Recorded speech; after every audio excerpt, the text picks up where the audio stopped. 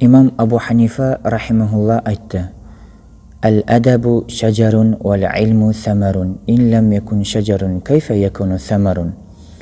Әдеп ол ағаш деді. Ал сол ағаштан өсіп тұрған жемісі ол ілім деді. Енді айтыңдаршы, егер ағаш болмаса жеміс қайдан шығады деді. Әдеп болмаса Алла тағала ілім бермейді. Егер қайсы бір адам ілім алғысы келсе, бірінші әдепті және әдептің жолын ұстану керек.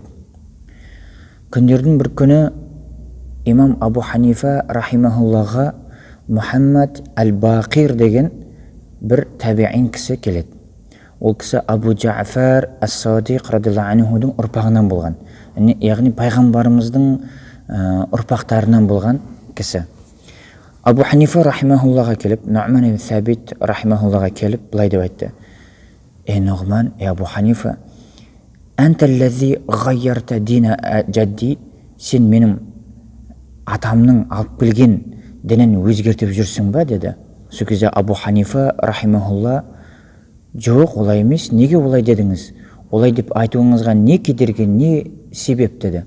Сол кезде фиқта көп мәселелерде хадис бойынша кейбір уақытта бір мәселе шығатын болса, ал соның керісіншесі бойынша Ханафи мазхабтың ұстанымы бойынша соның керісіншесі болып жатады.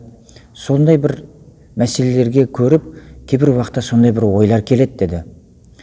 Имам Абу Ханифа рахимахулла пайғамбарымыздың ұрпағынан болған адам болғандықтан ол кісіге әдеп қылды, құрмет қылды, алдына отырғызды.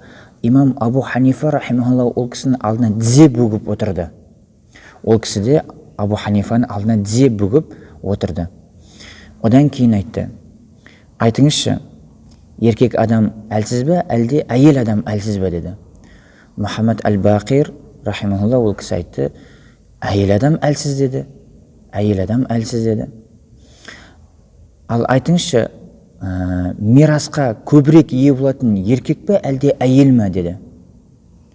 Айтты: еркек адам деді. Себебі Құранда Алла тағала лиззакари мислу хаззил унсайин, ер адамға екі әйелдің үлесі келетіндей үлес алады деген.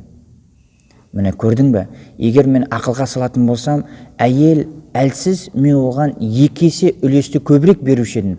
Бірақ Құран және хадис бірінші тұрғандықтан ер адамға екі есе көбірек беріледі деді. Одан кейін сұрады имам Абу Ханифа рахимахулла: айтыңызшы, Алланың алдында намаз жоғары тұра ма, әлде ораза жоғары тұра ма деді. Мухаммад Әл-Бақир рахимахулла айтты: намаз жоғары тұрады деді. Алланың алдында намаз жоғары тұрады деді. Ондай болса, әйел адамға етеккір келген кезде, сол етеккір біткеннен кейін оразасын қаза қыла ма, қазасын ұстай ма, әлде намазының қазаларын оқи ма деді.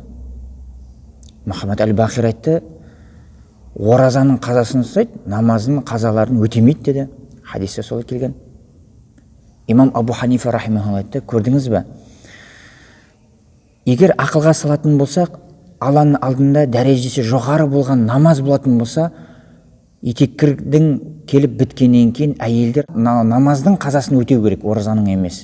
Бірақ хадисте пайғамбарымыз оразаның қазасын өтеу керек те, намаздың қазаларын өтемейді деп келген. Сол үшін мен ешқандай ақылға салған жерім жоқ деді.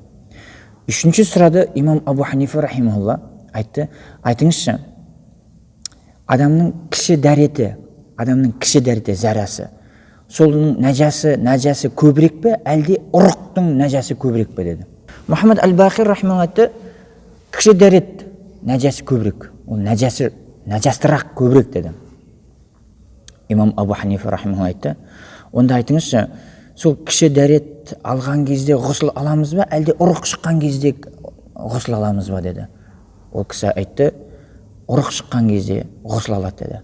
Егер мен ақылға салатын болғанымда, онда кіші дәреттен ғұсыл алдырып, ұрық шыққан кезде дәрет алдыртушы едім. Себебі көбірек нәжас ол кіші дәретте, аз нәжас ұрықтықта болды деді. Осындай нәрселер мен үшін Құран мен хадис бірінші тұрады деді. Ешқашан мен шариғатта бір мәселені өзім ақылыма салып, Құранға немесе хадиске қайшы келген ешбір жерім жоқ деді.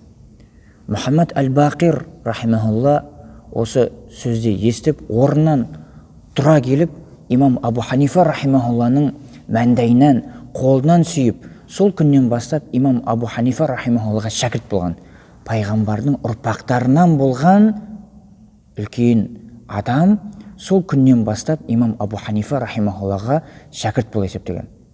Сол үшін Абу Ханифа рахимахулла көп жерде әдептілік танытып, сол әдептілік танытқан үшін Алла тағала сол жерде көптеген сұрақтарға жауапты парасатпен жауап беруге Алла мүмкіншілік берген.